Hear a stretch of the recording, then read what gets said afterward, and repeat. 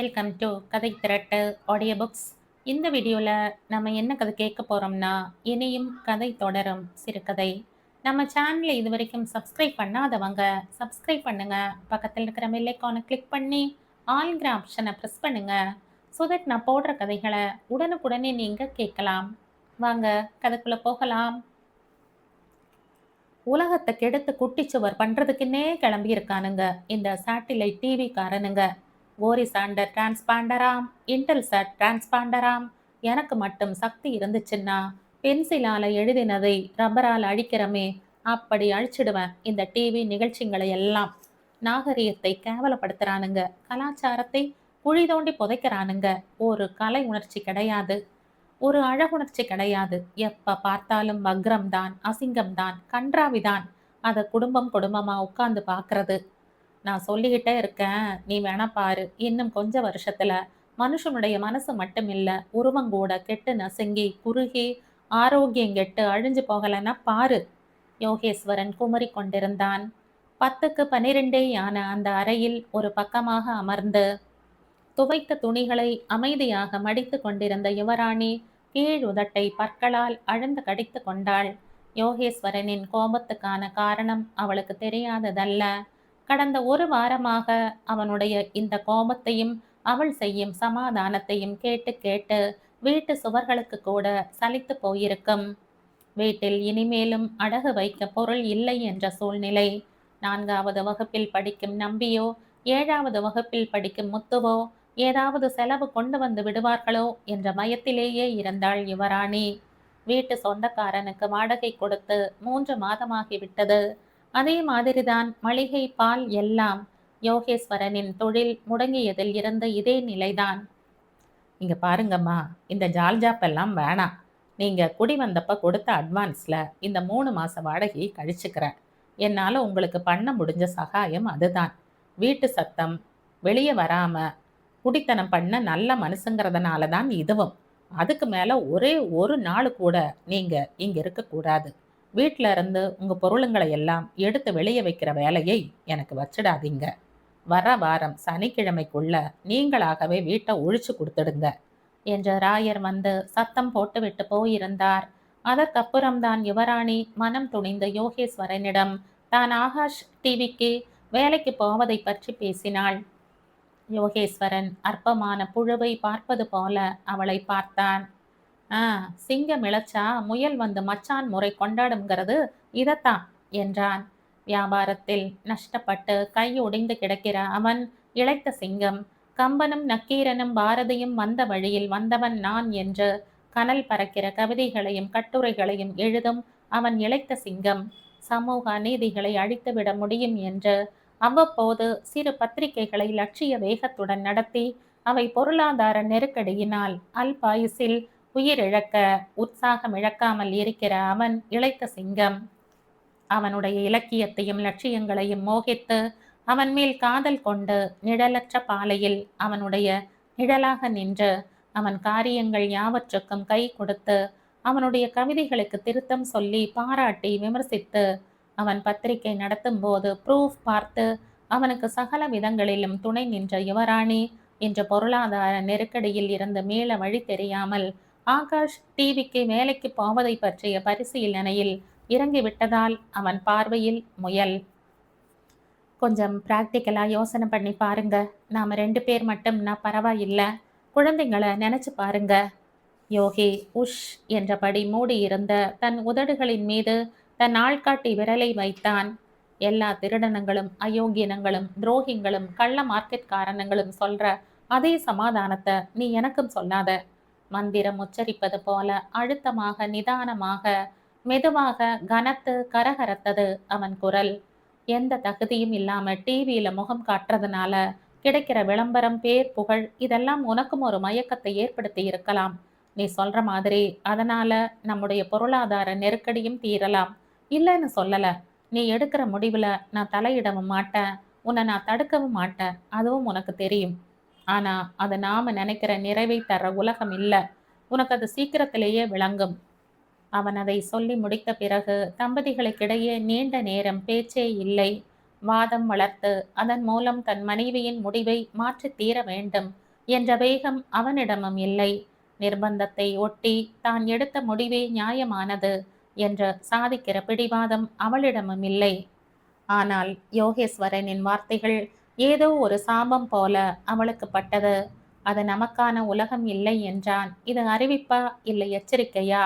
ஆக அந்த உலகத்தின் சுக துக்கங்களை அவள் அவனுடன் நிச்சிந்தையாக பரிமாறிக் கொள்வதற்கான வழியை, அதற்கான தேவை தோன்றுவதன் முன்பே அவன் இழுத்து மூடிவிட்டான். சரிதான், இது நமக்கான உலகம் இல்லை என்றால் நமக்கான உலகம் எது? யுவராணியின் மனம் ஒரு சுழல் வட்ட பாதையில் மந்தமாக நடை போட்டது. விஸ்வாமித்திரர் திரிசங்குக்காக உண்டாக்கியது போலத்தான் அவர்கள் 2 பேருக்காகவும் ஒரு புதிய உலகத்தை உண்டாக்க வேண்டும். அந்த புதிய உலகத்தில் என்னென்ன இருக்க வேண்டும், என்னென்ன இருக்கக்கூடாது என்று அவர்களிடம் நீண்டதொரு பட்டியல் என்னவோ தயாராக இருந்தது. ஆனால் அது சாத்தியமா? மடித்த துணிகளை எடுத்து சுவரில் பதித்திருந்த அலமாரியில் வைத்துவிட்டு யோகேஸ்வரனின் அருகே வந்து உட்கார்ந்தாள் யுவராணி. முதுகை சுவரில் சாய்த்து உட்கார்ந்திருந்த அவனுடைய குத்திட்ட முழங்காலின் மீது தன் மோவாயை பதித்து கொண்டாள். அவன் மூடியிருந்த கண்களை திறந்து அவளை பார்த்தான். நெற்றி பொட்டில் இருந்து கற்றையாக கிளம்பி மின் விசிறி சுழற்சிக்கேற்ப அசைந்த அவளுடைய சுருண்ட முடியை தலையோடு சேர்த்து நீவி விட்டான். இருட்ட பழிச்சுக்கிட்டே இருக்கிறதுக்கு பதிலா ஒரு விளக்கை ஏத்த நம்பிங்க இல்ல, அது மாதிரி நான் போறது இருட்டுக்குள்ளேனாலும் என் கை தீபம் அந்த இருட்டை விழுங்கிடாதா? அவள் ஆட்காட்டி விரலை நீட்டி அவன் முக வட்டத்தின் மீது ஒரு கோடு வரைந்தாள். என்ன சொல்ல வர இப்ப? பெண்ணை காட்சி பொருளாக்கி லாபம் பார்க்க நினைக்கிறவங்க இருக்கிற இடத்துல, பணம் தவிர வேற லட்சியமே இல்லாத இடத்துல, ஜனங்களுடைய நேரத்தையும் மனசையும் விரசமான பொழுதுபோக்குக்கானது மட்டுமேன்னு நினைக்கிற இடத்துல உன் கை தீபம் உச்சி பகல் சூரியனுக்கு முன்னால ஏத்தின விளக்காயிடும் ராணி. வசதிகளுக்காக வாழ்க்கையை விற்க தயாரா இருக்கிற உலகம் அது. கோல் பிளந்த நீர் மறுபடியும் கூடிக்கொள்வது போல மீண்டும் அவர்களுக்கிடையே அடர்ந்து கனக்கிற அமைதி புகுந்து கொண்டது. என்ன பண்றது? நம்ம லட்சியங்களை வீட்டு வாடகையாகவும் மளிகையாகவும் கொடுக்க முடியலையே. உயிர் வசிக்கிற இடமாக உடம்பிருக்கிற வரை அதை பராமரிக்க வருமானமும் அதுக்காக ஒரு வேலையும் தேட வேண்டி இருக்கே. வேலைக்கு போறதுன்னு முடிவுக்கு வந்தப்புறம் நமக்கு பிடிச்ச வேலையே எங்க கிடைக்குது? கிடைக்கிற வேலை எதுவோ அதுக்குத்தானே போக வேண்டியதாயிடுது. நம்ம விருப்பத்தையும் கேட்டா அரசாங்கம் வேலை போட்டு கொடுக்குது. யுவராணியோடு படித்த பெண் ஒருத்தி ஆகாஷ் டிவியில் வேலை பார்த்தாள். காமாட்சி. அவள்தான் நிர்வாகத்தினரிடம் சொல்லி யுவராணிக்கு ஏதாவது ஒரு வேலை வாங்கித் தரும் பொறுப்பை ஏற்றுக்கொண்டிருந்தாள். அதற்குள்ளாகவே யுவராணி ஆகாஷ் டிவியில் வேலைக்கு சேரப்போகிறாள் என்ற தகவல் சுற்று வட்டாரத்தில் பரவி இருந்தது. யுவராணியின் மகன் முத்தழகு நேற்றே பள்ளியில் இருந்து வரும்போது அவனுடைய வகுப்பு ஆசிரியையின் கோரிக்கையை சுமந்து வந்திருந்தான். ஒன்றல்ல 2 கோரிக்கைகள். முதலாவது, குழந்தைகள் நிகழ்ச்சியில் அவனுடைய வகுப்பு இடம்பெற செய்வது. 2வது, வினாடி வினா நிகழ்ச்சியில் அவனுடைய ஆசிரியைக்கு வாய்ப்பளிப்பது. அம்மா, அவங்க டீச்சர் சொல்ற மாதிரி எல்லாம் செஞ்சு அவங்கள ஆகாஷ் டிவியில வர வச்சா எங்க டீச்சரையும் வர வச்சாகணும், இல்லைன்னா பாரு என்று மிரட்டினான் இளையவன். பால் பையன், காய்கறிக்காரி, பெட்டி கடைக்காரன் என்று ஒவ்வொருவரும் அவளிடம் வலிய வந்து அதிகப்படியான புன்னகையுடன் அன்புடன் மரியாதையுடன் பேசி அவளுக்கு கிடைக்கப் போகும் வேலையை பற்றி தங்களுடைய மகிழ்ச்சியை பதிவு செய்தார்கள். பிடிச்ச சினிமா பாட்டு, மன்மோகன் சிங்கின் பொருளாதார கொள்கை பற்றிய அபிப்பிராயம், டில்லி பட்ஜெட், மெட்ராஸ் பட்ஜெட் பற்றிய கருத்து, அப்படி இப்படின்னு எதிலையாவது என்ன நுழைச்சு விடுங்கம்மா என்றார்கள். பெட்டி கடைக்காரனின் தேவையும் அதற்காக அவன் சொன்ன காரணமும் அவளுக்கு அதிசயமாகப்பட்டது. மெழுகுவர்த்தி வாங்க போன யுவராணி கொடுத்த சில்லறை காசை வாங்க மறுத்த அவன் சொன்னான், இருக்கட்டுமா, இது என்ன பெருசு, என்ன மட்டும் ஆகாஷ் டிவியில 4 தடவை தலைக்காட்ட வச்சிடுங்க, அது போதும். எங்க மாமனார் வீட்டாருங்க என்னை என்னவோ கிள்ளு கீரைன்னு நினைச்சுக்கிட்டு இருக்காங்க. என் பொண்டாட்டி அதுக்கு மேல. அவங்க மூஞ்சியில எல்லாம் கரிய பூசி ஐயா யாரு, அவருடைய செல்வாக்கு என்னங்கிறத அவங்களுக்கெல்லாம் எடுத்து காட்டுற மாதிரி இந்த ஒரு உதவியை எனக்கு செய்யுங்கம்மா என்றான். யோகி மட்டும்தான் வேறு மாதிரி சிந்தித்தான். யுவராணி அதையும் தன் சிநேகிதி காமாட்சியின் காதில் லேசாக போட்டு வைத்தாள். உடனே வந்ததே பார்க்க வேண்டும் ஆத்திரம் அவளுக்கு. மதுரையை எரித்த கண்ணகியை பின்னுக்கு தள்ளிவிட்டாள். சேட்டிலைட் டிவிக்களின் தேவை, சேவை அவை எப்படி காலத்தின் கட்டாயமாகிவிட்டிருக்கின்றன என்பதை பற்றி 3 நிமிடத்துக்கு சொற்பொழிவே ஆற்றிவிட்டாள். அப்படியாக ஒரு விஞ்ஞான வளர்ச்சியின் ஒரு வெளிப்பாடாக இருக்கும் ஆகாஷ் டிவியில் எவ்வளவு சிறியதானாலும் தாங்களும் ஒரு அங்கமாவதை பற்றி ஒவ்வொருவரும் பெருமைப்பட வேண்டும். அதை விட்டுவிட்டு அதை பற்றி மட்டம் தட்டுவது எந்த விதத்திலும் அறிவுடைமையாகாது என்றாள். நேரடியாக சொல்லவில்லையே தவிர நெருப்பு கோழி, அழுமூஞ்சி, உதவாக்கரை என்பது போன்ற பல பட்டப்பெயர்கள் யோகிக்கு ஏற்றதாக தன் கைவசம் இருப்பதை நாசுக்காக தெரிவிக்கவும் செய்தாள். என்னவோ காமாட்சி, அவர் எப்பவும் என் விருப்பத்துக்கு குறுக்கே நின்னதில்ல. நானும் அவர் மனசுக்கு விரோதமா இதுவரை எதையும் செய்ததில்ல என்ற யுவராணி தன் சிநேகிதியின் காது பட முணுமுணுத்தாள். அதெல்லாம் ஒரு பிரச்சனையும் இருக்காது. நம்மளை போல எத்தனை பேர் அங்க வேலை செய்யறாங்க. எத்தனையோ பேர் அங்க வேலை கிடைச்சா போதும்னு காவடி தூக்கிக்கிட்டு அலையறாங்க. நீ வீணா மனசை போட்டு அலட்டிக்காம பேசாம என் கூட வா, எல்லாம் சரியா போகும். காமாட்சி 2 பக்கங்களிலும் அடி வாங்கும் மத்தளமானாள். ஆகாஷ் டிவிக்கு யுவராணியை அவள் அழைத்து போன முதல் தினத்திலேயே அது நடந்தது. ஆகாஷ் டிவி செய்தி வாசிப்பாளர் நந்தினியும் நிகழ்ச்சி தயாரிப்பாளர் யசோதா, ரஞ்சிதம், பைந்தமிழ் செல்வி, நித்யா என்று எல்லோரும் அவர்களை சூழ்ந்து கொண்டு ஆளுக்கு ஒரு கருத்தாக சொல்லி அவளை கலக்க ஆரம்பித்தார்கள். ஏலத்தில் எடுக்கப் போகிற பழைய நாற்காலியை பார்ப்பது போல யுவராணியை இடமும் வலமுமாக சுற்றி வந்து பார்த்தார்கள் நந்தினியும் ரஞ்சிதமும். நந்தினி உதட்டை பிதுக்கிக் கொண்டு சரிப்பட்டு வராது என்று சொல்வது போல தலையை அதிருப்தியுடன் ஆட்டினாள். ஏய், என்ன அவளுக்கு என்ன குறைச்சல்? அழகா லட்சணமா இருக்கா. கண்ணு மூக்கெல்லாம் எடுப்பா இருக்கு. படிப்பு இருக்குது, கவிதை எழுதுவா. அவ எழுதி நடிச்ச நாடகம் கலை விழாவில் பரிசு வாங்கி இருக்குது. இன்னும் என்ன வேணும் என்றாள் காமாட்சி அதட்டலாக. இந்த பாதிரு, உன்ன மாதிரி அக்கவுண்ட்ஸ்லேனா இருந்துடலாம், இல்லை வேற டெக்னிக்கல் சைடில் கேமரா எடிட்டிங் ஸ்கிரிப்ட் தயாரிக்கிறதுங்கிற மாதிரி எதுலையாவது இருந்துடலாம். ஆனால் ஸ்க்ரீனில் முகம் காட்ட விடுவாங்களான்னு எனக்கு கூட சந்தேகமாக இருக்குது என்றாள் ரஞ்சிதம். என்ன காமாட்சி இப்படி விவரம் தெரியாமல் பேசுகிற? டிவியில் முகம் காட்டுறதுக்கான முதல் கண்டிஷன் இளமை. அந்த இளமை தான் இப்போ சினிமா கணக்கை தொட்டுடுச்சே. 13ல இருந்து 23க்குள்ளதான் சிறு வயசும்பாங்க. இவங்களுக்கு 25, 26 இருக்குமே. அப்புறம் அழகா இருக்காங்க இல்லைங்கள, இருந்து என்ன பிரயோஜனம்? மாநிறமா இருக்காங்களே. மூக்கும் மொழியுமா இல்லாட்டாலும் இங்க தோல் வெளுப்பா இருக்கணும்பாங்களே. எல்லாத்தையும் விட இவங்க கண்ணியமா பேசுறாங்க. தமிழை தமிழ் மாதிரி உச்சரிக்கிறாங்க. கௌரவமா சிரிக்கிறாங்க. இதெல்லாம் சரிப்பட்டு வருமா?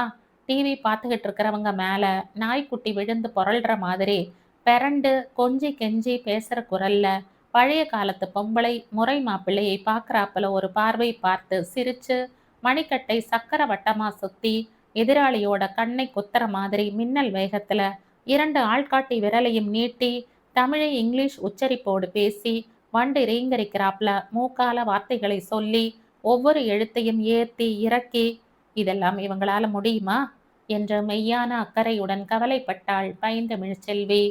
கல்யாணம் வேற ஆயிடுச்சாம்டி என்று அறிவித்தாள் நந்தினி. குழந்தைங்க கூட இருக்குதில்ல என்று சந்தேகம் கேட்டாள் யசோதா. ஏய், சும்மா எதையாவது சொல்லி காபரா பண்ணாதீங்க. கலா கூட தான் கல்யாணமானவ.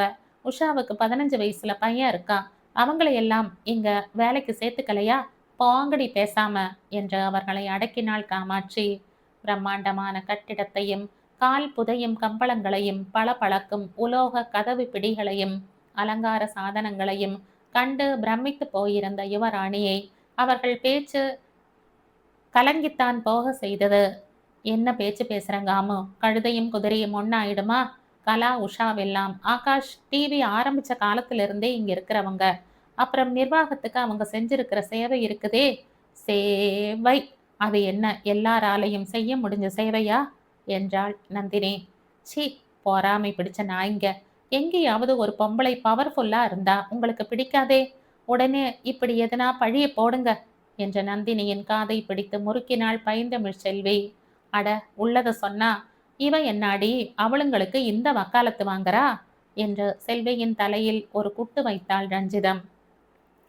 ரொம்ப தெரிஞ்ச மாதிரி பேச வந்துட்டியே. ஆட்டோவுக்கு காசு தர வக்கில்லாம இருந்த கலா வீடியோ ஷூட்டிங்க்கு தேவையான அவ்வளவு கருவிங்களையும் வாடகை தர கடையை திறந்துட்டா. அது எப்படி? சும்மா கிடந்த அவளுடைய கைப்பைக்குள்ள 50 லட்சம் ரூபாய் எப்படி முளைச்சது? கான்வென்ட்ல எல்லாம் ஃபீஸ் கட்ட முடியலேன்னு கார்ப்பரேஷன் ஸ்கூல்ல புள்ளையை படிக்க வைக்கிறேன்னு என்கிட்டயே இதே இடத்துல நின்னுகிட்டு 2 வருஷத்துக்கு முன்னால உஷா சொல்லி இருக்கா. இப்ப அண்ணா நகர், வெல்லட்ல பங்களா, டாடா எஸ்டேட்ல சவாரி, கையில செல்லுலர் போன் எப்படி வந்துச்சா? என்றாள் நந்தினி. எனக்கு என்ன போச்சு, இப்படியே துரத்திக்கிட்டு இருங்க. அது மெதுவா வெளியில பரவி ஆகாஷ் டிவியில வேலை செய்யற பொண்ணுங்க எல்லாருமே அப்படித்தான்னு நம்ம எல்லார் தலையிலையும் சேர்ந்து விடிய போகுது பாருங்க. Video equipments வாங்கிட்டாளாம்.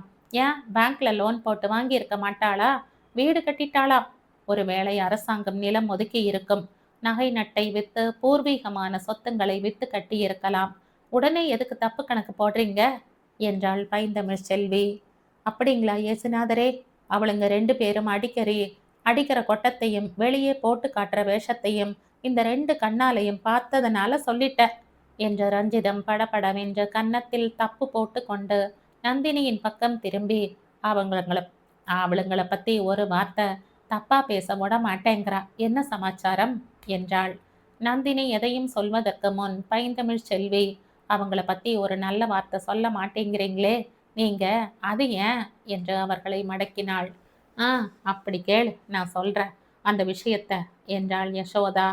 போன வருஷம் பொங்கலுக்கோ தீபாவளிக்கோ ஸ்பெஷல் நிகழ்ச்சிங்க தயாரிக்கிற வேலையை ஒவ்வொருத்தருக்கும் கொடுத்துருந்தாங்களே. அப்ப இந்த அம்மா தான் தயாரித்த நிகழ்ச்சியோட கேசட்டை எடிட் பண்ணி சொன்ன தேதியில கேப்சூலிங் டிபார்ட்மெண்ட்ல கொடுத்துடணும்னு ராத்திரி 12 வரைக்கும் காத்திருந்தாங்க. அந்த பையன் என்னடான்னா உஷா கேசட்டை வாங்கி எடிட் பண்ண ஆரம்பிச்சிட்டான். பொழுது விடிஞ்சது. அப்பவாவது இவ கேசட்டை வாங்கி பண்ணி கொடுத்துடுவாங்கன்னு இவ உட்காந்துக்கிட்டே இருந்தா. அந்நேரத்துக்கு டிஜிஎம்மோ எம்டியோ தெரியல, ஃபோன் பண்ணி முதல்ல கலாவுடைய கேசட்டை எடிட் பண்ணி கொடுத்துடுங்கன்னாங்களாம். அதான் இந்த அம்மாவுக்கு எரிச்சல். அதெல்லாம் அப்படி எம்டியும் டிஜிஎம் சொல்லவே இல்லையாம். இந்த எடிட்டிங் ரூம் ஆசாமிங்க விடுற சூடு அது. நான் ஒன்றும் அதை மனசில் வச்சுக்கல. அப்படி ராத்திரி முழுக்க காத்திருந்தும் மறுநாள் எம்டி நான் என்னவோ சோம்பேறி மாதிரியும் கேசட் கேப்சியூல் பண்ணி பிலிப்பைன்ஸுக்கு அனுப்பணுங்கிறது தெரியாதவள்னும் நினச்சிக்கிட்டு செம டோஸ் விட்டாரே. அப்போ கொஞ்சம் வருத்தமாக இருந்துச்சு, அப்புறம் மறந்துட்டேன் என்றாள் ரஞ்சிதம். ஆமாம், ஒரு ப்ரோக்ராம் பண்ணால் பரவாயில்ல, 5-6 ப்ரோக்ராம் பண்ணி ஆகணும். இருக்கிற எடிட்டிங் ரூமுங்க போதறதே இல்லை. அதனால் என் கேசட்டை உன் கேசட்டை முடின்னு எப்போ பார்த்தாலும் அடிப்படி தான். இந்த எடிட்டிங் காரணங்க காட்டுற புலிப்ஸ் இருக்குதே, அப்பாடா, அதுலேயும் இந்த டிஎஃப்டி காரணங்களை கையிலேயே பிடிக்க முடியாதில்ல. என்ன செய்யறது? அதான்னு இந்த வருஷம் தீபாவளியும் வந்துடுச்சு. எல்லார் தலையிலையும் இரட்டிப்பு மடங்கு லோடை காட்டுவாங்க. என்ன செய்ய போகிறோமோ தெரியல என்று சலித்து கொண்டாள் ரஞ்சிதம். ஆபீஸ் பையன் சாமி கண்ணு வந்து அவர்கள் உரையாடலுக்கு முற்றுப்புள்ளி வைத்தான். யுவராணிங்கிறவங்களை எம்டி கூப்பிடுறாரு. யுவராணி எழுந்து நின்றாள். காமாட்சியை திரும்பி பார்த்தாள். அட, என்ன இது, பயப்படுறியா? எதுக்கு? சும்மா தைரியமா போய் பார்த்துட்டு வா, என்ன ஆயிட போகுது என்று அவளுக்கு தைரியம் சொன்னாள் காமாட்சி. ஃபைல், பேனா, ஹேண்ட்பேக் எல்லாத்தையும் விட்டுட்டு போறீங்களே, இந்தாங்க என்று அவள் கைகளில் நீல நிற பிளாஸ்டிக் ஃபைலை திணித்தாள் யசோதா. எம்டியின் அறை என்பது ஏதோ ஒரு கனவு காட்சி போல இருந்தது. அவர் பார்வையை ஊன்றியிருந்த சிறிய தொலைக்காட்சி பெட்டியை பார்த்ததும் அவளுக்கு பகீர் என்றது. அதில் வழக்கமான டிவி நிகழ்ச்சிகளுக்கு பதிலாக அவள் இத்தனை நேரமும் உட்கார்ந்து மற்ற பெண்களுடன் பேசிக்கொண்டிருந்த இடம் தெரிந்தது. அவள் நீங்களாக மற்ற பெண்கள் இருந்த இடத்திலே இருந்து பேசி சிரித்து கொண்டிருந்தார்கள். நந்தினி கண்ணாடி முன் நின்று நெற்றி பொட்டை சரி செய்து கொண்டாள். எம்டி அந்த சிறிய தொலைக்காட்சி பெட்டியின் இயக்கத்தை நிறுத்திவிட்டு அவளை பார்த்தார். அவளுக்கு உடலே கூசி போவது போல இருந்தது. ப்ளீஸ் டேக் யுவர் சீட் என்றார் எம்டி மிகவும் மரியாதையுடன். உங்களை பற்றி அக்கௌண்ட்ஸ் காமாட்சி சொன்னாங்க. உங்களோட அப்ளிகேஷனையும் ஜெராக்ஸ் சர்டிஃபிகேட்டுகளையும் பார்த்தேன். உங்களை உடனடியாக இங்கே வேலைக்கு எடுத்துக்கிறதா தீர்மானம் பண்ணிட்டேன். ஆனால் உங்களுக்கு நீங்களே டிவி ஸ்க்ரீனில் முகம் காட்டணுங்கிற ஆசை எதுவும் இருக்காதுன்னு நினைக்கிறேன். நான் சொல்கிறது சரியா என்றபடி எம்டி எதிரில் இருந்த தொலைக்காட்சி பெட்டியை இயக்குவதும் நிறுத்துவதுமாக இருந்தார். டிவியில் வரணும்னு நான் நினைக்கல சார். குடும்ப கஷ்டம் தீர ஏதாவது ஒரு வேலை கிடைச்சா போதும்னு. யுவராணிக்கு யாரோ ஒரு அந்நியனிடம் இதை சொல்ல நேர்ந்து விட்டதே என்பது வருத்தமாக இருந்தது. தட்ஸ் குட், உங்க முதிர்ச்சியை நான் பாராட்டுறேன் என்று சொன்ன எம்டி மேசையின் இழுப்பறையை திறந்து ஒரு கட்டு கரன்சி நோட்டுகளை எடுத்தார். வீட்டு வாடகை பிரச்சனை பற்றி காமாட்சி சொன்னாங்க, ப்ளீஸ் இதை வாங்கிக்கங்க. பரவாயில்ல சார், நான் சம்பளம் வாங்கினப்புறம் அதையெல்லாம் சமாளிச்சுக்கிறேன். யுவராணி பையை நோக்கி உருகி வெண்ணெய் வழிவது போல வழுகி கொண்டு வந்தது நோட்டுக்கட்டு. எடுத்துக்கங்க ப்ளீஸ் என்றவன், நான் டிஜிஎம்டவும் ப்ரோக்ராம் மேனேஜர்கிட்டையும் சொல்லிடுறேன். நீங்கள் அவங்கக்கிட்ட 4 கான்செப்ட் கொடுத்துடுங்க. உங்களைப் போல படிப்பும் திறமையும் இருக்கிறவங்களால தான் இப்படிப்பட்ட மக்கள் தொடர்பு சாதனத்துக்கு இடையறாத புது ரத்தம் செலுத்திக்கிட்டே இருக்க முடியும்னு நான் நம்புகிறேன். என் நம்பிக்கைக்கு ஏற்றபடி நீங்கள் நடந்துக்குவீங்கன்னு நினைக்கிறேன். உங்களுடைய அதிகபட்ச திறமையை காட்டி தீபாவளி நிகழ்ச்சிகளை தயாரித்து தருவீங்கன்னு எதிர்பார்க்கிறேன் என்று ஆங்கிலத்தில் சொல்லி அளவாக புன்னகைத்து அவள் அங்கிருந்து வெளியே போகலாம் என்று அவன் உணர்த்தினான். கான்செப்ட் என்றால் என்ன என்பது மட்டும்தான் அவளுக்கு விளங்கவில்லை. அதை தவிர அவன் சொன்ன விஷயங்கள், அதை சொல்லிய முறை எல்லாம் அவளுக்கு பிடித்தே இருந்தது. யோகி கொஞ்சம் தேவைக்கு அதிகமாகவே பயந்து விட்டான் என்று அவளுக்கு தோன்றியது. கைப்பையில் இருந்த பணம் அமைதியை, நிம்மதியை, தைரியத்தை, ஒரு விதத்தில் தன்னம்பிக்கையை கூட கொடுத்தது போல இருந்தது. தயாரிப்பாளர்களாக இருந்த மற்ற பெண்களை சந்தித்து கான்செப்ட் என்றால் என்ன என்பதையும், தீபாவளிக்கு கடந்த வருடங்களில் என்ன மாதிரியான நிகழ்ச்சிகள் ஆகாஷிலும் மற்ற தனியார் தொலைக்காட்சிகளிலும் தயாரிக்கப்பட்டிருக்கின்றன என்கிற தகவலையும் அவள் தெரிந்து கொள்ள விரும்பினாள். ரிசப்ஷன் மேசையின் வண்ணமிகு பூங்கொத்துக்கு பின்னால் அமர்ந்திருந்த பெண்ணை நோக்கி நடந்தாள். அந்த அலுவலகத்தில் மற்ற தயாரிப்பாளர்களின் அறைகள் எங்கே இருக்கின்றன என்பதை அவளிடம் கேட்டு தெரிந்து கொள்ள விரும்பினாள். அவள் ரிசப்ஷனிஸ்ட் மேசையை நெருங்கவும், வாசல் கதவை திறந்து கொண்டு ஒரு இளைஞன் அந்த ரிசப்ஷனிஸ்டை அணுகவும் சரியாக இருந்தது. ரிசப்ஷன் பெண்ணின் இடதுபுறம் நின்று அவளை முழுவதும் மறைத்து கொள்வது போல திரும்பி நின்ற அவன் நெற்றியை மறைத்து கொண்டு கிடந்த அவளுடைய தலைமுடியை தட்டியபடி, மார்னிங் ஹெலன் என்றான். ஹெலன் பதில் சொல்லாமல் அவனை முறைத்தாள்.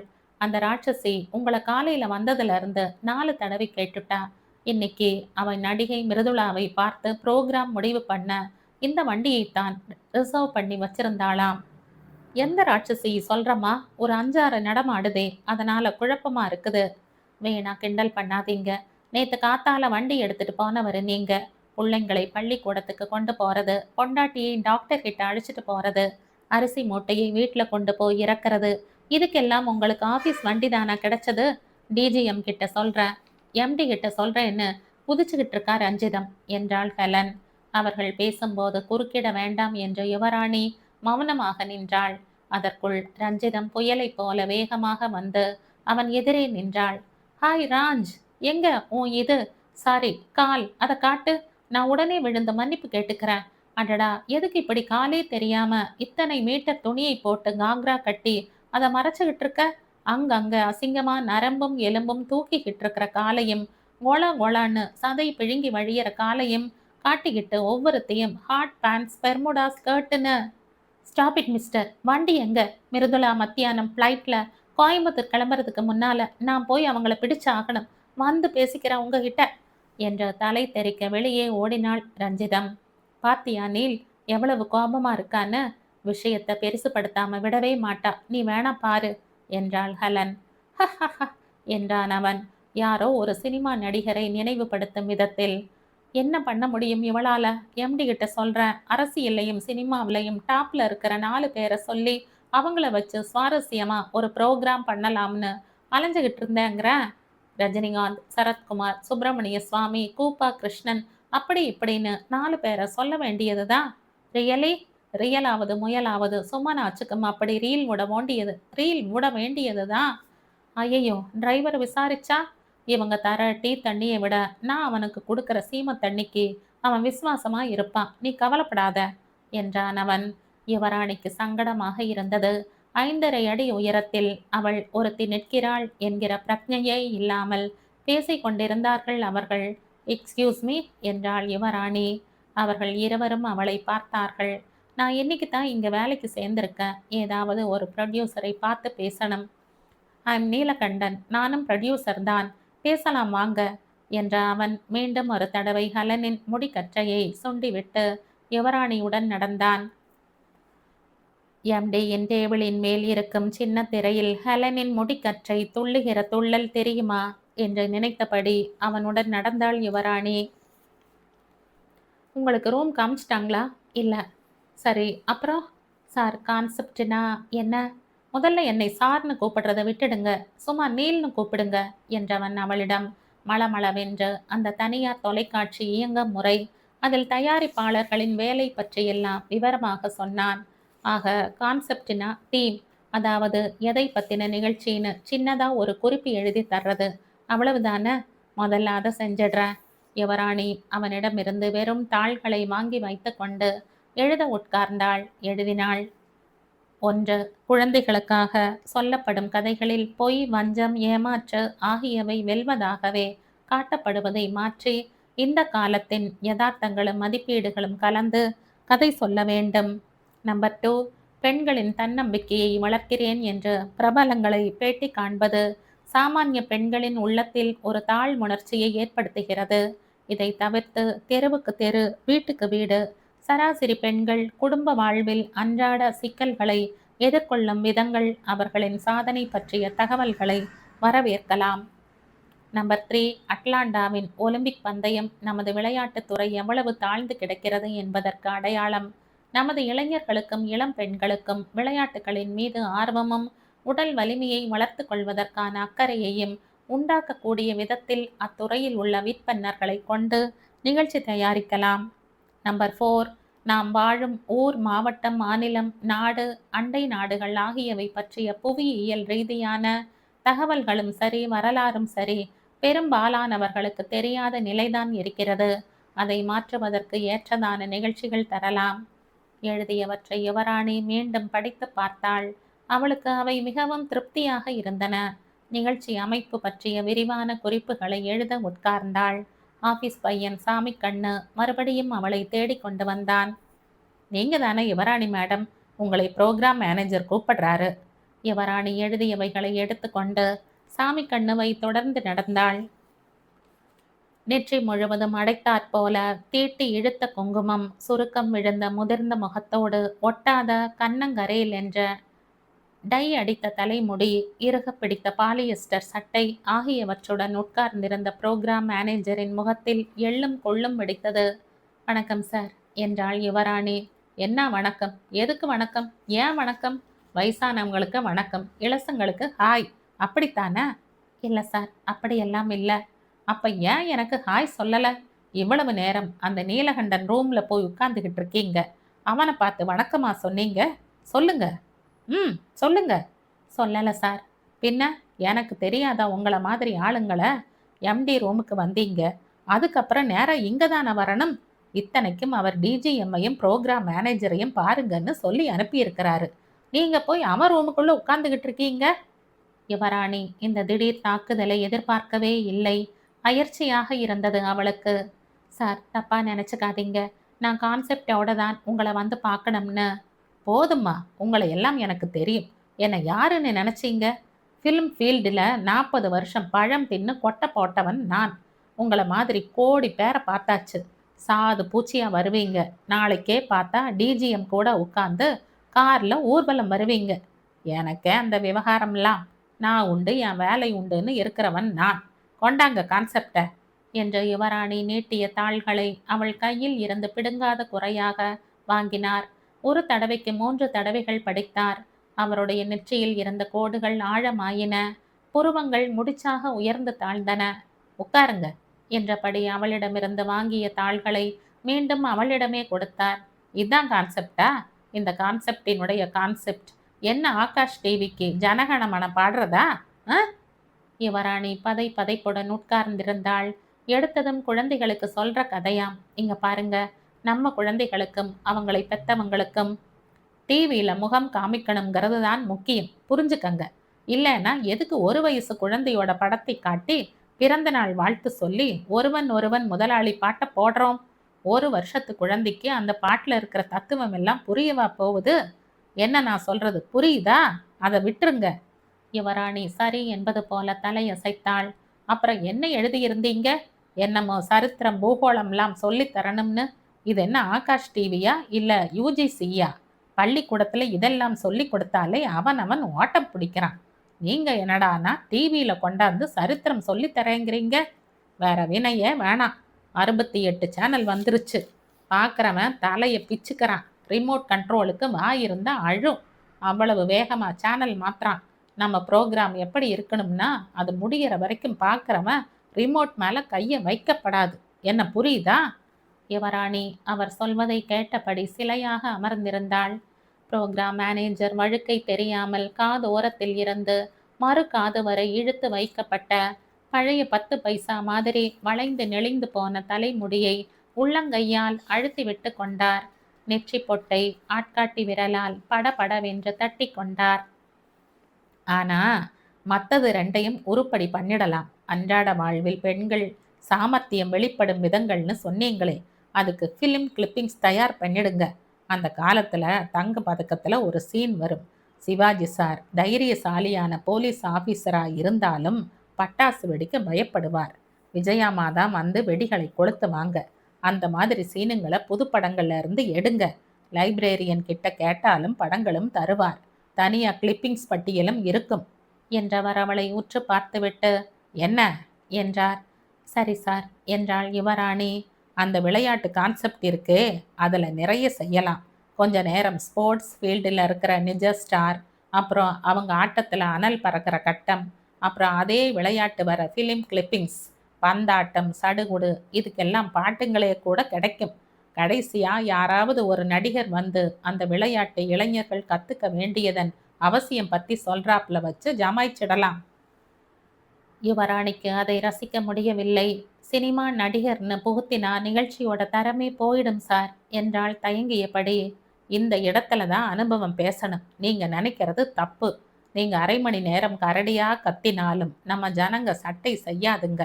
அதையே ஒரு நடிகர் சொன்னா இல்லை நான் செஞ்சா அதை கர்ம சிரத்தையும் அப்படியே பின்பற்றுவாங்க. குழந்தைக்கு தடுப்பூசி போடுறதுல இருந்து எலெக்ஷனில் ஓட்டு போட்டு நம்முடைய எதிர்காலத்தை தீர்மானிக்கிற ஆட்சியாளர்களை தேர்ந்தெடுக்கிற வரை நம்ம ஜனங்க நடிகர் நடிகைங்க சொல்படிதானே எந்த முடிவையும் எடுப்பாங்க. நீங்களே யோசனை பண்ணி பாருங்க. சாக்ரட்டிஸ், பிளாட்டோ தொடங்கி ரிஷிகள், நம்ம புலவர்கள், அறிஞர்கள்னு சிந்தனையாளர்கள் கருத்துப்படி ஜனங்க நடந்த காலம் எல்லாம் மலையேறிடுச்சே. அதனால நீங்க நான் சொல்ற மாதிரி செய்யுங்க. யுவராணி எழுந்தாள். அலுத்து களைச்சு வீடு வர்ற ஆம்பளை நம்ம டிவியை போட்டால் எல்லா கவலையையும் பிரச்சனையையும் மறந்து அதை பார்த்துக்கிட்டே இருக்கணும். அப்படின்னா என்ன செய்யணும்? இதுக்கு உலகம் முழுக்க ஒரே ஃபார்முலா தான். நான் அதை நீங்கள் பொம்பளைங்கிறதால நாகரிகமாக சொல்கிறேன். காதல், பெண்ணின் அழகு, குற்றவாளிகளின் திறமை, அவர்கள் கடைபிடிக்கிற வன்முறை, இந்த மாதிரி விஷயங்க தான். இதை சலிச்சு போகாதபடி வேற வேற பேக்கிங்கில் தரணும். பொம்பளைங்களுக்கு அலங்காரம், சமையல், ஜோசியம், இப்படி கொஞ்சம் அடிஷ்னல் சமாச்சாரங்க. டிவிக்கு மட்டும் இல்லை, எல்லா வெகுஜன தொடர்பு சாதனத்துடைய வெற்றிக்கும் இதுதான் நிரந்தர ஃபார்முலா. ஞாபகம் வச்சுக்கங்க. ஒரு பெரிய தொழில் ரகசியத்தை இன்னைக்கு உங்களுக்கு சொல்லி இருக்க. இந்த ஃபார்முலாவைத்தான் நாம் கடைபிடிக்கிறோங்கிறது வெளியே தெரியாமல் எலும்பை மூடி இருக்கிற சதை மாதிரி நீங்கள் புத்திசாலித்தனமாக ப்ரோக்ராம்களை பண்ணி கொண்டாங்க. எது பண்ணாலும் சினிமாவை அதுக்குள்ளே நுழைச்சிடணும். அப்பத்தான் விளம்பரம் கிடைக்கும், வியூயர்ஷிப்பும் அதிகமாகும். சுதந்திர தினம் வருதுன்னு வச்சுக்கங்க. 70-80 வயசாகி பல்லு போன கிழவனுங்களை கொண்டாந்து நீங்கள் எப்படி சுதந்திரத்துக்காக போராடினீங்க அது இதுன்னு கேட்டுக்கிட்டு இருக்கக்கூடாது. பச்சு பச்சுன்னு சிறு வயசா 4 புது நடிகைகளை கூப்பிட்டு சுதந்திர தின செய்தி, சுதந்திர தின வாழ்த்துன்னு நிகழ்ச்சி நடத்தணும். அதே மாதிரி தான் சினிமா பாட்டு சம்பந்தமாக இருந்தாலும் சினிமா பாடகர்கள் அதை பாடுவதை விடவும் நடிகர் நடிகைகளை வைத்து பாட வைக்கணும். அவங்களுக்கு குரல் நல்லா இருக்காது, ராகம் இருக்காது, பாவம் இருக்காது அப்படின்னெல்லாம் முட்டாள்தனமாக எதையாவது நினச்சிக்க கூடாது. நம்ம ஜனங்க நடிகர் நடிகைங்க எதை செஞ்சாலும் அப்படியே உயிரை விட்டுடுவாங்க. அதை புரிஞ்சுக்கிட்டீங்கன்னா போதும். சரி, நீங்கள் போகலாம் என்றார் புரோகிராம் மேனேஜர். யுவராணி அந்த அறையை விட்டு வெளியேறி நீலகண்டனின் அறைக்கு போனாள். ஹாய் யூஸ், அப்படி கூப்பிடலாம் இல்லையா? நான் என்னாச்சு? முதல் நாளுன்னு கூட பார்க்காம அரைஞ்சுட்டதா அந்த பேய்? ஃபர்கெட் இட் என்று அவளுக்கு சமாதானம் சொன்னான்.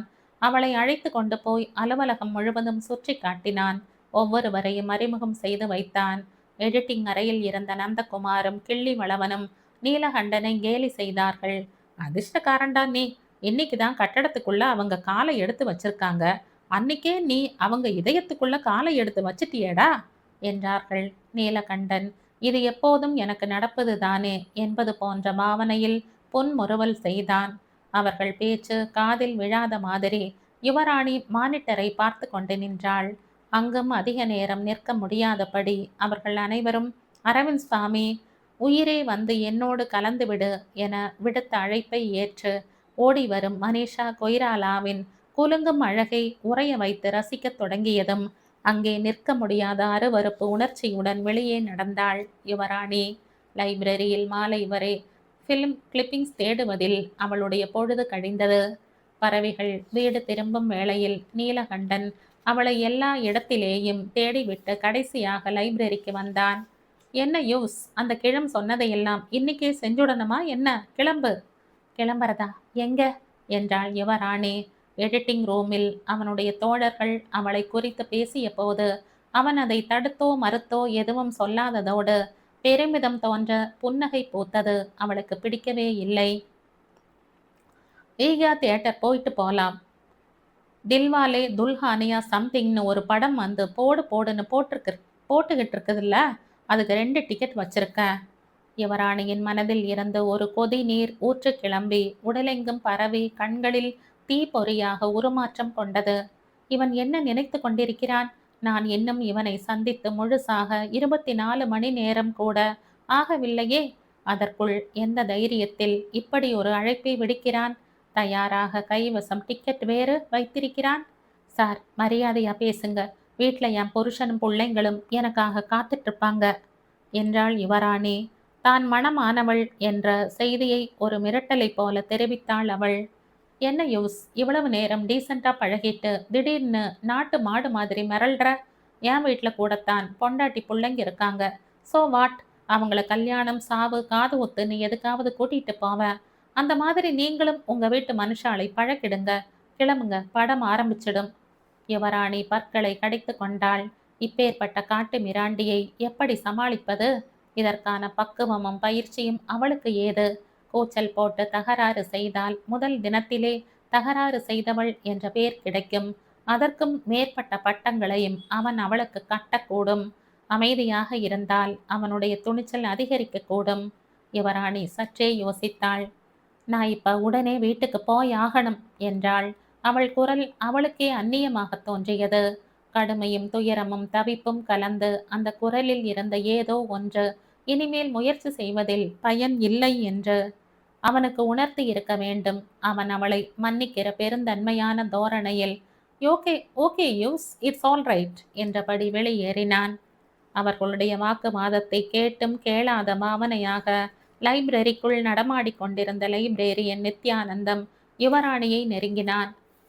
யுவராணி கண்களை மூடிக்கொண்டு தன்மேல் பட்டு விட்டிருக்கக்கூடிய நீலகண்டனின் சுவாச காற்றை வழி தெரிபவள் போல் இடது உள்ளங்கையை நெற்றியில் அழுந்த பதித்து மோவாய் வரை வேகமாக இறக்கி உதறினாள். பெருமூச்சு விட்டபடி நிமிர்ந்து நித்யானந்தத்தை பார்த்தாள்.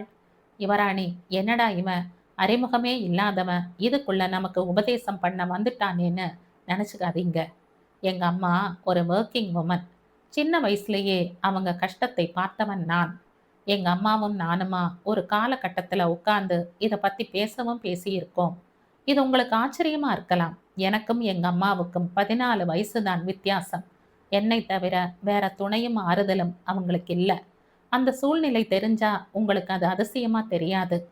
நித்யானந்தம் பேச்சை நிறுத்திவிட்டு ஜன்னலுக்கு வெளியே கரும்பச்சை நிழல் உருவாக தெரிந்த பூ மரத்தை ஒரு கணம் பார்த்தான். என் சிஸ்டர்ஸ் எல்லாரும் வேலைக்கு போறாங்க. கடைசி தங்கச்சி வேலை தேடிக்கிட்டு இருக்கா. என்னோட வைஃபும் ஒர்க்கிங் உமன் தான். எதுக்கு சொல்றேன்னா, வேலை பார்க்கறதுல பொம்பளைங்களுக்கு இந்த மாதிரி அச்சு பிச்சங்களால ஒரு பக்கம் தொந்தரவு இருந்தாலும் அவங்க வேலைக்கு போய்கிட்டு தான் இருக்காங்க. அது ஏன்? இதை நீங்களே நல்லா யோசனை பண்ணி பாருங்க. உங்களுக்கே பல விஷயங்க புலப்படும். அவசரப்பட்டு மனசை விட்டுடாதீங்க. இங்க இருக்கிற எல்லாரும் இவனை போலத்தான் இருப்பாங்கன்னு நினைச்சிடாதீங்க என்றபடி அவளை பார்த்து மென்மையாக சிரித்தான். கொதிக்கிற பாலில் தெளிக்கப்படும் தண்ணீரை போல நித்யானந்தத்தின் வார்த்தைகள் புயல் கடலாகி இருந்த அவள் மனதை சற்றே சாந்தப்படுத்தின. வீடு வந்து சேர்கிற வரை யுவராணியின் மனது நடந்தவை, நடக்கக்கூடியவை என்பவை பற்றிய சிந்தனை எனும் சுழலில் சிக்கிக் கொண்டது. நடந்தவற்றையெல்லாம் யோகியிடம் ஒன்று விடாமல் சொல்ல அவள் மனது இடம் தரவில்லை. அப்படி சொல்ல அவள் உடலுக்கும் தெம்பு இல்லை. அட, என்ன இது, சமைக்கலாம்னு ஓடி வந்த நீங்க எதுக்கு இதையெல்லாம் பண்ணி அவஸ்தைப்பட்டீங்க? யோகி குழல் ஊதும் கண்ணனைப் போல காலை முறுக்கியபடி நின்று கொண்டு கைகளை கட்டியவாறு அவளை பார்த்து புன்னகை செய்தான். அவளுக்கு என்னவோ மனதிற்குள் குறுகுறுப்பாக இருந்தது. தான் செய்ய வேண்டிய வேலைகளை எல்லாம் அவன் செய்ய, தான் தாமதமாக வந்ததற்காக அவள் தன்னையே கடிந்து கொண்டாள். அவளுடைய கண்கள் கண்ணீரால் நிரம்பின. இனிமே இப்படி சமையல் எல்லாம் செய்யாதீங்க என்று தழுதழுத்தாள். என்னத்த சிறு பத்திரிகை நடத்தி கவிதை எழுதினாலும் நீங்கள்லாம் மாறவே மாட்டீங்க. இப்ப எதுக்குமா அழற? நேரத்தை வச்சுக்கிட்டு என்ன பண்றதுன்னு எனக்கு தெரியல. சமைச்ச நீ அதை சாப்பிட்டு பார்த்துட்டு அழுதா கூட எனக்கு எவ்வளவோ ஆறுதலா இருந்திருக்கும். சாப்பிட்டு வேணுமானா அழ. உன் பிள்ளைங்க இன்னைக்கே மூக்கால அழுது அம்மா மாதிரி சமைக்க உனக்கு தெரியல போப்பான்னுட்டாங்க. அவன் அவள் கன்னத்தை பிடித்து நிமிண்டினான். அவள் சிரித்தாள். கண்களில் திரண்டிருந்த நீர் அவளுடைய கன்னத்தில் வடிந்தது. நேரம் இருந்தா கவிதை எழுதுங்க, கட்டுரை எழுதுங்க, இல்லைன்னா படிங்க. எங்க அப்பாவெல்லாம் தானா தண்ணி மொண்டு கூட குடிச்சதில்ல. அவள் கண்களை துடைத்து கொண்டாள். என் பொண்டாட்டி அறிவாளி, கெட்டிக்காரின் எல்லாம் நினைச்சுக்கிட்டு இருந்த. என்னை ஏமாத்திடாத, புரியுதா என்ற யோகி. கவிதையும் எழுதினேன். சமையல் அந்த ஓட்டத்தை தடுத்துடுமா என்ன? அது பாட்டுக்கு உள்ள ரீங்கரிச்சுக்கிட்டே இருக்குது. ஞாபகத்துக்கு 2 வரி தோ சிகரெட் அட்டையில கிறுக்கி வச்சா. யுவராணி அதை எடுத்து படித்தாள். குப்பைக்குள்ளும் முத்து உண்டு, முத்தின் மீதும் குப்பை உண்டு, நெஞ்சிற்குள்ளும் நெருப்பு உண்டு, நெருப்பின் மீதும் நெஞ்சம் உண்டு. மீண்டும் அவள் கண்கள் நிறைந்தன. காரணம் இல்லாமல் ஏன் இப்படி கலங்குகிறாள் என்று யோகேஸ்வரன் அவளை கவலையோடு பார்த்தான். வேண்டாமா, வேண்டாம் என்று அவளை நெஞ்சில் சாய்த்தவாறு முதுகை தடவி கொடுத்தான். இன்னைக்கு பொழுது எப்படி போச்சு, வேலை எப்படி இருந்துச்சு, அதையெல்லாம் சொல்லு. வேணாம், தூங்கலாம் என்றாள் அவள். மனுஷாலாம் உங்கிட்ட நல்லபடி பழகிறாங்களா? லேடிஸ் நிறைய பேர் இருக்கிறாங்களே. அவன் கேள்விகளுக்கெல்லாம் என்று ஒற்றை சொல்லில் பதில் தந்துவிட்டு படுக்கையில் விழுந்தாள் யுவராணி. கை பையில் இருந்த பணத்தை எடுத்து அவனிடம் கொடுத்திருக்கலாம் என்ற ஒரு கணம் அவளுக்கு தோன்றியது. மறுகணம் அப்படி செய்வது அவனை அவமானப்படுத்துவது போல இருக்கும் என்று அவளுக்கு பட்டது. அதற்கான தர்க்கபூர்வமான விளக்கம் ஏதும் அவளிடம் இல்லை. ஏனோ அவளுக்கு அப்படி தோன்றியது.